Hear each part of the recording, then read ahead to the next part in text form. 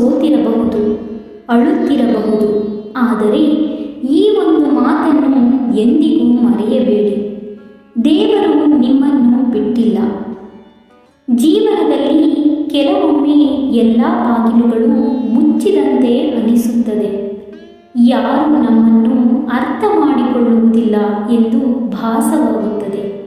ಆದರೆ ನೆನಪಿಡಿ, ದೇವರು ತಡ ಮಾಡಬಹುದು, ಆದರೆ ಅನ್ಯಾಯ ಮಾಡುವುದಿಲ್ಲ.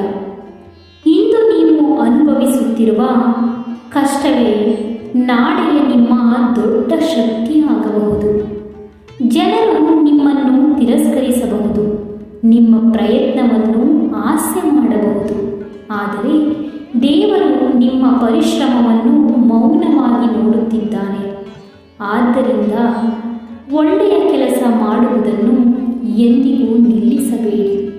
ಪ್ರಾರ್ಥನೆ ಮಾಡುವುದನ್ನು ಬಿಡಬೇಡಿ. ಭರವಸೆ ಕಳೆದುಕೊಳ್ಳಬೇಡಿ. ಪ್ರತಿ ಸೂರ್ಯೋದಯವು ಒಂದು ಹೊಸ ಅವಕಾಶ. ಪ್ರತಿ ಕತ್ತಲೆಯ ನಂತರ ಬೆಳಕು ಬಂದೇ ಬರುತ್ತದೆ.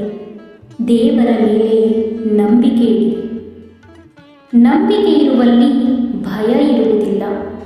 ದೇವರ ಜೊತೆಗಿದ್ದರೆ ಯಾವುದೇ ಬಿರುಗಾಳಿ ನಿಮ್ಮ ಕನಸುಗಳನ್ನು ಸೋಲಿಸಲು ಸಾಧ್ಯವಿಲ್ಲ. ಎಲ್ಲ ವಿಘ್ನಗಳನ್ನು ನಿವಾರಿಸುವಂತಹ ವಿಘ್ನ ವಿನಾಯಕನನ್ನು ಪ್ರಾರ್ಥಿಸಿ, ಎಲ್ಲವೂ ಒಳ್ಳೆಯದೇ ಆಗುತ್ತದೆ. ಓಂ ಗಂ ಗಣಪತಿಯೇ ನಮಃ. ಈ ವಿಡಿಯೋ ನಿಮಗೆ ಇಷ್ಟ ಆಯಿತು ಅಂದರೆ please like, share, subscribe my channel.